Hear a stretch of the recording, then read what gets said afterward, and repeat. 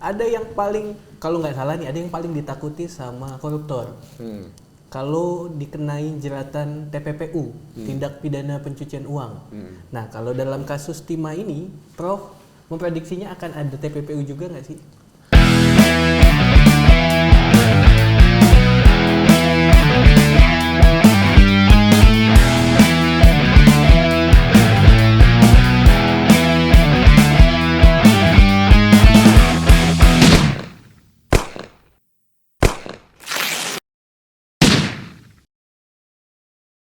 Halo, ketemu lagi di... Kemungkinannya akan mengarah ke situ karena hasil tindak pidana korupsi tadi itu pasti atau ada kemungkinan besar itu akan disamarkan, ya, akan kemudian disembunyikan, ya, akan dibalik namakan, itu diubah namanya, dan itulah bagian tindakan menyembunyikan, menyamarkan, itu bagian dari tindakan pencucian uang itu tersebut. Dan predikat krimnya kan sudah jelas, ya, tindak pidana korupsi. Tinggal nanti diusut aliran dananya kemana. Karena melalui mekanisme TPPU itu adalah salah satu mekanisme untuk, ya, mengembalikan kerugian keuangan negara. Karena kalau hanya menggunakan jeratan pasal 2, pasal 3 tindak pidana korupsi, maka mekanisme pemberian hukuman tambahan berupa uang pengganti itu ada batasnya. Tetapi kalau kemudian menggunakan TPPU yang dimaui oleh masyarakat sebagian itu ada upaya pemiskinan pada koruptor, saya kira itu dapat dilakukan. Memang tidak dalam rangka secara subjektif bermaksud memiskinkan semata, tetapi ada lebih pada koridor. Kalau memang ada unsur tindak pidana pencucian uang, maka itu dapat dilakukan. Dan dalam banyak kasus saya kira korupsi itu kemudian ada tindak kejahatan turunan yang lainnya, yaitu adalah penerapan tindak pidana pencucian uang. Kemungkinan besar ini akan ada arah ke situ. Gitu. Saya jadi takut deh. Pernah dibayar? Saya pernah nyuci uang bapak saya di mesin cuci. Itu enggak kan? Saya Iya, itu uang mungkin karena sudah buluk kan. Tapi koruptor itu takut sama TPPU karena takut miskin. Kalau kita enggak, kan kita udah miskin. Ngapain takut miskin dari lahir ya? Iya, kita udah miskin deh. Prof, ada satu lagi kasus yang lagi ini, Prof, lagi panas, lagi seksi juga. LPEI. Katanya rebut-rebutan nih, Prof, Kejaksaan KPK. Benar nggak sih, Prof? Iya. Lembaga Pembiayaan Ekspor Indonesia. Mestinya tidak rebutan, mestinya fastabul khairat, berlomba-lomba dalam kebaikan, ya, supaya kemudian masing-masing segera tuntas, ya, menyelesaikan Indonesia dari korupsi kan itu. Adanya KPK, adanya kejaksaan, ya, termasuk juga kepolisian, mestinya berlomba-lomba dalam kebaikan yang kemudian memberantas korupsi dari Indonesia. Cuman kalau yang namanya berlomba-lomba itu kan tidak saling menjatuhkan, tidak saling menegasikan, tetapi adalah bagaimana bersaing, berkompetisi dengan cara yang sehat. Kalau kemudian berlomba-lomba itu, ya, mungkin sudah pola yang basi, maka dibangunlah sebuah pola kolaborasi, bangunlah sebuah kerjasama, ya, bagaimana kejaksaan melakukan penindakan, KPK melakukan supervisi dan melakukan pencegahan. Dengan pola-pola tadi itu, saya kira akan tuntas Indonesia dari korupsi. Tetapi kalau kemudian masing-masing sibuk dengan ego sektoralnya, itu akan mengganggu kinerjanya tadi itu.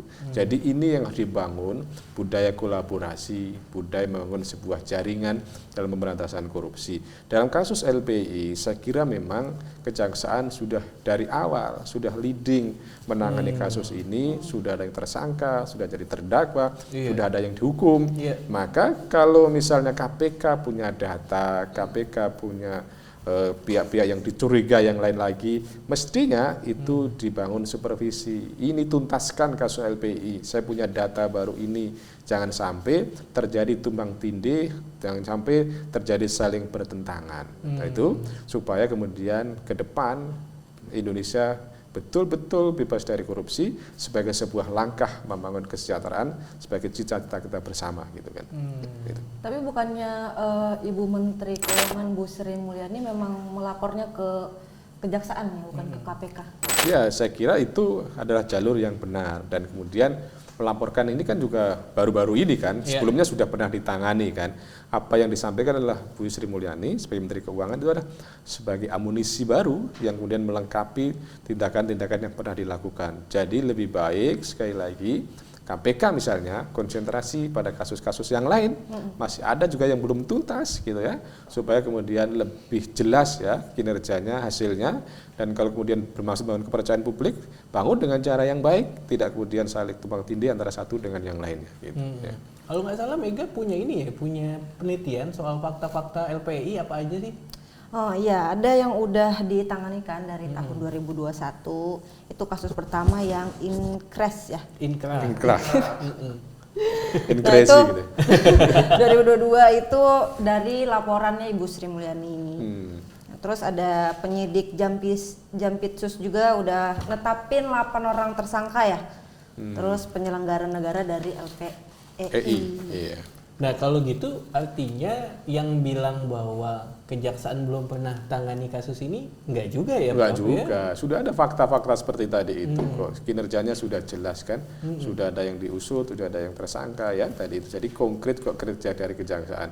Jadi jangan saling berebutan lah, tetapi kemudian bagaimana sesuai dengan porsinya masing-masing. Kan kalau kita lihat sejarahnya kan sebetulnya penuntut tunggal itu adalah jaksa.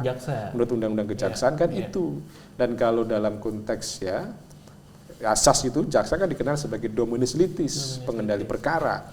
Ya, ibaratnya kalau pemain bola, jaksa itu kan playmaker kan gitu. Ini kan lagi demam bola Indonesia Vietnam ya.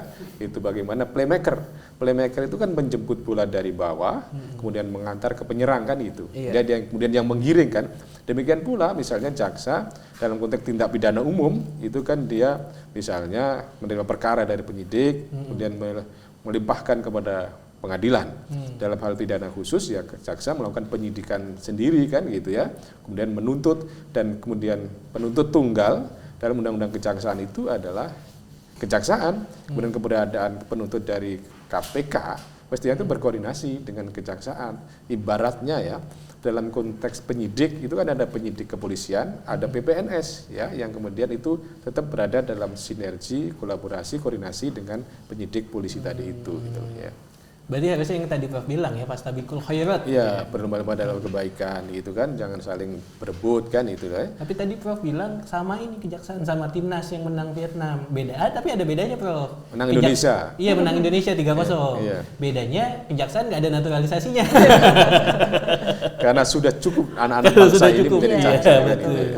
Berarti emang LPEI ini memang udah pas kalau ditugaskan di kejaksaan, bukan di KPK? Iya, ditangani oleh kejaksaan saya kira sudah proporsional dan kompeten kan gitu, dan sesuai dengan undang-undang bahwa menilai sesuatu itu kan harus ada beberapa batu uji ya, beberapa testing stone-nya. Batu ujinya kan norma, regulasi, undang-undang kejaksaan, ya, undang-undang KPK itu dilihat bahwa penuntut itu salah satu yang utama adalah kejaksaan, sehingga kemudian adalah kejaksaan lah yang paling kompeten. Nah, pada sisi yang lain dari sisi teori asas bahwa ada asas yang namanya dominus litis ya, itu batu ujinya. Dominus litis pengendali perkara adalah kejaksaan ya. Kemudian pada sisi yang lain bahwa kalau kita menggunakan batu uji misalnya undang-undang kekuasaan kehakiman atau undang-undang yang kaitannya dengan penindakan hukum misalnya, itu bagaimana menempatkan eksistensi jaksa sebagai penuntut. Demikian pula dari sisi historis bahwa memang kejahsaanlah yang kemudian membidangi penuntutan salah satunya tindak pidana korupsi termasuk kemudian menyidik. Jadi dengan kerangka acuan secara filosofi, sosiologis dan yuridis, maka yang kompeten dalam menangani kasus LPI itu adalah kejaksaan tadi itu ya. Nah, Prof, tadi sebelum ini kita bikin kuesioner nih, Prof. Jadi kita nanya ke beberapa warga, ada beberapa pertanyaan yang masuk ke kita ya. Gimana Mega? Siapa aja yang nanya? Boleh, ada pertanyaan dari warganet. Pertanyaannya Bang. Pertanyaannya abangku.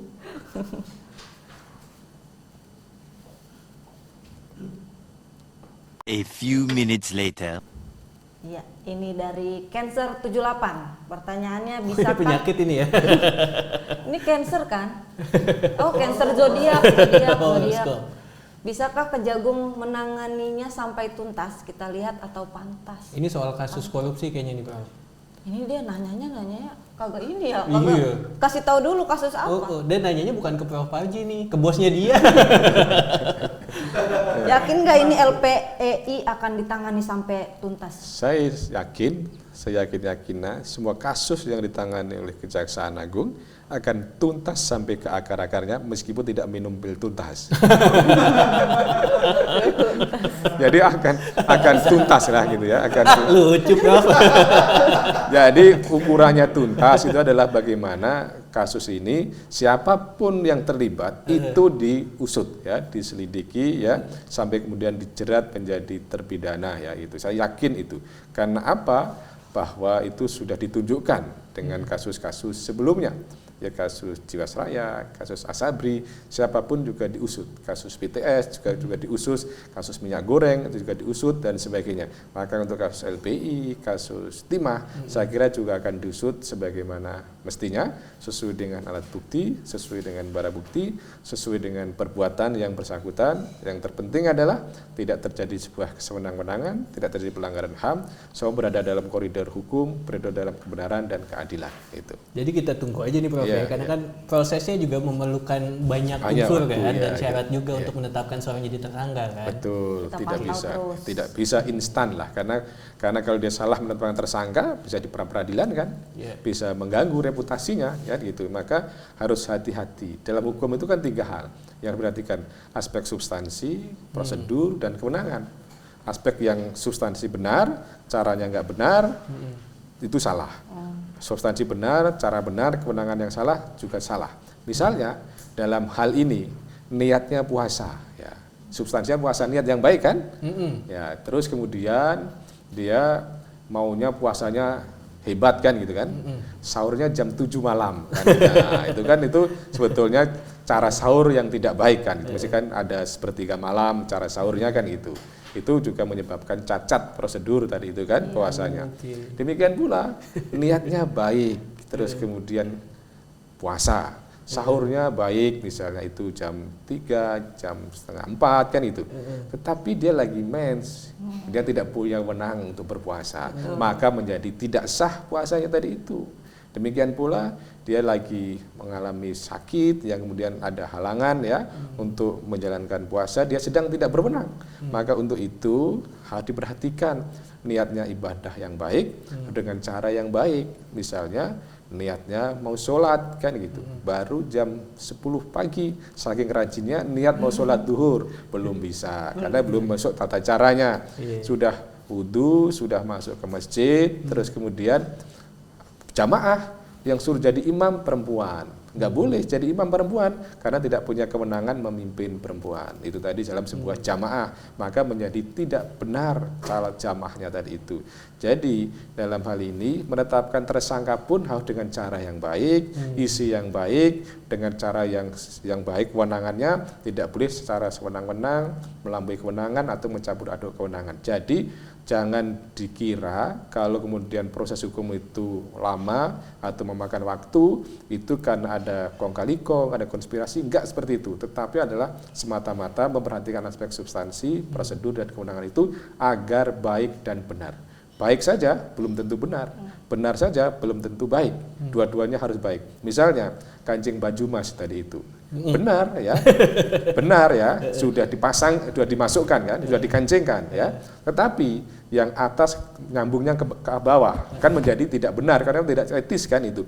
Maka proses tadi itu harus baik dan benar supaya kemudian semuanya bisa dipertanggungjawabkan baik secara hukum maupun secara etika kan itu ya.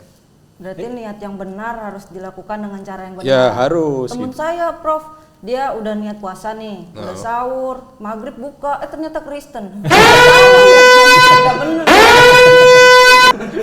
Sama kayak ini, Prof, mau sholat Jumat tapi hari Minggu. Gak boleh juga kan? Gak boleh juga. Itu.